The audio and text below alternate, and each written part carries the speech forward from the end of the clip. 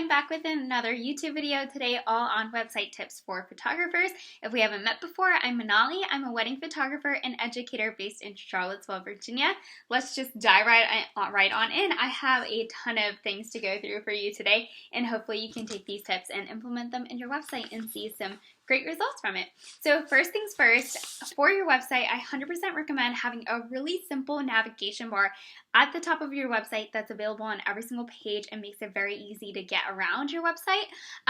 Sometimes people pack a lot of things in here that they don't necessarily need to. I definitely recommend keeping it simpler, maybe like a max of like 5 different things, and people really just expect to see the contact button labeled as contact and usually in the like right hand corner. So if you don't have that there already, I would definitely switch it over so that it's on the right hand side of the screen in the place that most people are going to expect it to be. And I am all for like keeping your navigation very, very clear and easy to understand. So like instead of using the word like journal for your blog, like I would 100% just call it your blog. As people are going through websites, they're only on websites for like a handful of seconds and they're making split decisions. So you want it to be as clear as possible what your navigation is for. So that's a couple things right on making your website kind of like clear and concise right off the bat so that you can like engage people and you're not losing people because anything is too confusing right off the bat. So another thing that I would really recommend is having a very clear path through your website. So if you want to think about it, like try to think of like what is your end goal for your website? Is your end goal to get people on your email list? Is it to get people to contact you? Chances are if you're a photographer, you would love for them to contact you for a photography session and so that they can get more details and kind of like interact with you through emails and learn a little bit more about the experience. So for me, I try to make sure that all paths lead to contact form because that is like the end goal for the website. So I 100% recommend making sure that you have a very clear path through your website. So for example, on your homepage, you want to have just a few buttons to get people to the right places. This is this is probably the only page that I would say you should have links to different pages. On your homepage, you want to really like easily branch people out very quickly to where they're looking to go. So for example, if you have portraits and you have weddings, those are 2 very different clients and it's going to be really hard to speak to each individual like portrait client or wedding client. Like you wouldn't call your portrait client like, hey bride, like probably not the right thing you want to do.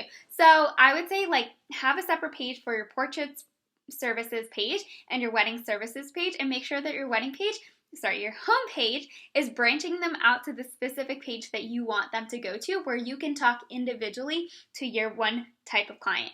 So another thing is if you're running a personal business like I am, like my bridge between the different types of photography that I offer is obviously me. I love it when I have a personal connection with my clients and I'm trying to establish that personal connection not just on Instagram, but also through my website.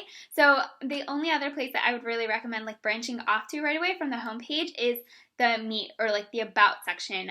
So that's the only one that I really recommend. I will say that in my navigation, I keep Meet Manali at the very left as kind of like the first thing, and my navigation is kind of ordered in the way that I would want them to progress through the website. So again, like that's just a very simple tip.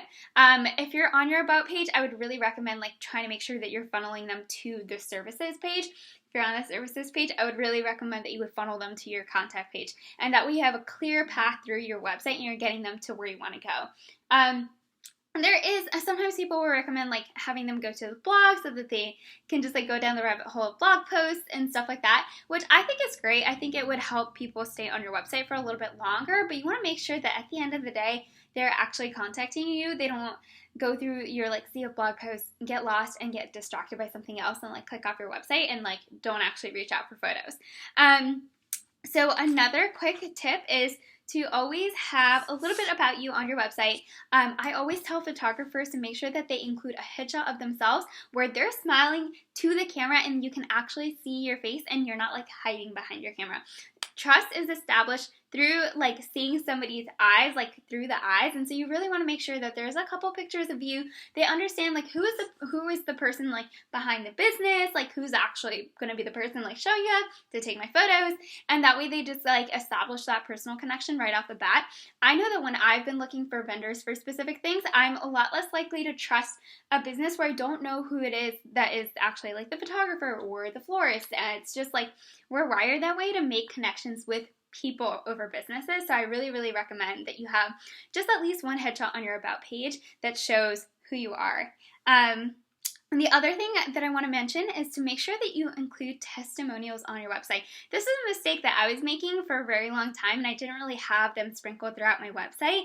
But one of the greatest ways for your clients to get to trust you is by hearing social proof from other people that aren't necessarily you. So if you can sprinkle some testimonials from past clients throughout your website, I think that that's only going to help you. I like to throw one on the homepage and then have a couple that they can kind of like click through or read through on the services page. Another great idea is having a page just full of testimonials, but again, you want to make sure that that page funnels people back to the contact form so that they aren't getting lost on your website and not taking that final action of getting in touch. And the other thing that I want you to just do a quick little audit through your website and see if this is something that you can tweak is make sure that your copy, like in the words, you're saying you more than you're saying I. When people are reading it, they want to like really hear it and like they're kind of going through your website thinking, what is it in it for me? And not really like what's in it for you. So they're always going to read it through their own lens. So if you can speak to them directly through your words, that's going to go a very long way. Another great tip for your website words is to make sure that you are highlighting the benefit of any of the features. So people don't necessarily care about whether they're getting 150 images versus 200 images. They just want to know that they are going to have every single moment captured. Like that is what emotionally they are looking for, and it doesn't really matter the number of images that will get them to that point, but they want to make sure that they have everything captured. And so you want to make sure that your words are speaking to the benefits rather than just speaking to the features. I don't think there's anything wrong with speaking to the features, but you want to really connect like why does it matter to them? Like you want to make sure you speak to that in your words. The other thing is a mistake I see people making all the time. Make sure you have your location very, very clear on multiple pages throughout your website. If you want to include it in your header, like in your logo, that's great. I would definitely at least recommend having it on your homepage, on your services page, and your contact form. As many places as you can put it is like the best because it's going to be really hard to serve a client that's in Florida if you're based out of Virginia. And so like you want to make sure that you are letting people know where they are because sometimes they might just not reach out if they're unsure of like where you're based because they're like, well, I don't think she's like close or he's close enough to me to be able to photograph me. So just make sure that it's listed very clearly on your website. This is like a very easy fix. It'll also help with SEO if you have like in Charlottesville. So Charlottesville wedding photographer. That will only do good things for you and bumping you up in the pages of Google. The next thing, I know that this can be a little controversial, but hear me out. I would say to avoid portfolio pages. I used to have a portfolio page too, but when you're thinking through your client's journey through your website, having a portfolio page on like by itself doesn't really serve a purpose. And again, the less pages that people have to go through to get the information that they want, the better. And so I always recommend that photographers just keep their portfolio images or like a couple of featured galleries on their services page itself. I really think that this is the best way to do it, and that way you're not like getting people to click onto a different page and kind of losing them in the process. And the thing is, you don't need like a whole ton of portfolio work. I think you should, one, definitely curate it so that you're showing exactly what you want to be shooting. Two, if you can hit on specific locations that you love to shoot at or want to shoot more at, that'll do great things. Another thing is like, if you're based in Charlottesville, there's a lot of mountains surrounding the area. So if I had a lot of images where it was like beachfront, that might be really confusing for a potential client that's looking to get married in Charlottesville and is probably looking for images with a ton of mountains in the back. So again, I would recommend just having a few featured galleries on your website. If you're using Showit, you can have a separate canvas so that they can view more.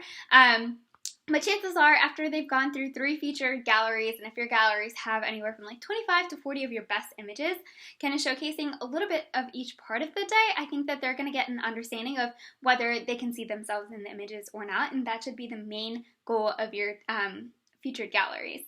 So the next tip for you is to sprinkle your values throughout your website. Now this one is a little less tangible and kind of hard to necessarily like make sure that you've hit on, but if you have a couple of core values that really drive everything that you do in your business, really drive how you are just as a person and how you show up in the world, can you communicate that on your website? So a couple of really great places to include these could be like the little tiny headers above like your main, what is it, like your main title.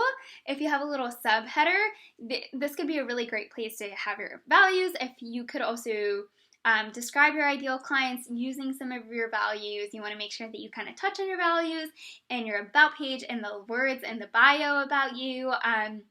And then if you can have them sprinkled throughout your services page, this is also really great. So a more like tactical, definitive example of this would be, I really value family time with my family, and so that's something that naturally comes out in the way that I shoot weddings. I am there to serve the couple, but I'm also there to serve the family really, really well on the wedding day. So I make sure that I note that, or like I use that language kind of throughout my website in different places so that people kind of pick up on like, oh, she's a really family-oriented person. She's going to treat my family really well on their wedding day too. And then a last couple of tips for you real quick. I would say make sure that you really focus on, like, obviously you're going to have beautiful, gorgeous images, but I want to make sure that you focus on the readability of all the text on your website, whether that's on the desktop or the mobile version as well. People are just going to skip over things that are really hard to read, so make sure that your text is large enough. If you're on a mobile site, I recommend at least having it as 14 pixels. Probably recommend sticking around more like 16 just because it is easier to read. And make sure that your paragraph text is serif font or sans serif font. Either font, but just make sure that it's readable. Sorry, I like goofed on that one. Just make sure that it's really easy to read, and make sure that you're breaking up really large paragraphs of text. Like, if people see a huge chunk of text, they're not very likely to read that. So I would really recommend breaking it up. It's not going to be like your normal essay style paragraph. Like, keep your paragraphs like 2 to 3 sentences max, I would say, because that's going to make it a lot easier and a lot more digestible for people to actually read the words on the page. And then the last couple of tips for you, I know this is a long one, but it's a good one, and hopefully you can take some of these takeaways and implement them in your own website and see really great results. The last tip for you is to stick with 2 to 3 main colors. I'm all for color loving people. I think if you can do it in a way that like all works cohesively for you, that's great, but I don't want the color of the like text and the words and stuff to really take away from your images and the copy that you have on your website. So anywhere where you can pare it down just a little bit, that is going to be great. And the last thing is, second to last thing, I always do this at shoots too. I'm like, last post. I'm like, just kidding, second to last post. Make sure that you are giving yourself a lot of margin or white space. So like literally space for your sections to breathe, like space around your text, space around your images, like margin around the sides. That's just going to make your entire website more elevated and look more professional. And again, it's a little bit easier for people to digest and like read and view through, rather than having everything like really, really large in your face. There's not space in between. That's going to look a lot less professional and be a lot harder to just like read. And now for the last 2 tips. 1, make sure that you're testing your website out on both mobile and desktop. So mobile specifically, I feel like a lot of people will forget to format things for the mobile version. If you're using Showit, then you can design specifically for your mobile version, but I always have to remind myself every time I make a tweak on the desktop version, I need to go through and check the mobile version to make sure that it looks okay and is user-friendly on the mobile version. Make sure that your text and your buttons are large enough on mobile version, because again, like I have really fat fingers and I'm sure other people do too, so make sure that it's easy for them to click on the buttons and get to where they need to go on the mobile version, because chances are your people are looking at your website on their phone. A lot more people are on their phone than they are on the desktop nowadays. And okay, last tip, I swear, I know it's getting on the longer side. The last tip is to have a friend go through your website and you just like sit there and look and take notes. Don't say anything, don't answer any questions. Just if they are saying things, have them like say their thought process out loud so that you can kind of get an unbiased view of your website, because we are so familiar with our website because we spend so much time like in it, like tweaking it, adjusting it, making sure it's perfect. But you want to make sure that somebody who's looking at it for maybe the first time. You want to get their perspective on things to see where they're getting tripped up or where things could be easier for them. So hopefully this video has been super helpful for you. Let me know down below in the comments what has been your greatest takeaway and what are you going to implement on your website. I'd love to cheer you on. If you have any questions, as always, feel free to drop it down in the comments below or shoot me a DM on Instagram. I'm at Manali Sentake, and I'd love to chat with you. Make sure you're subscribed to see the next YouTube video that pops up every single week. I hope you guys have a great one, and I'll catch you later.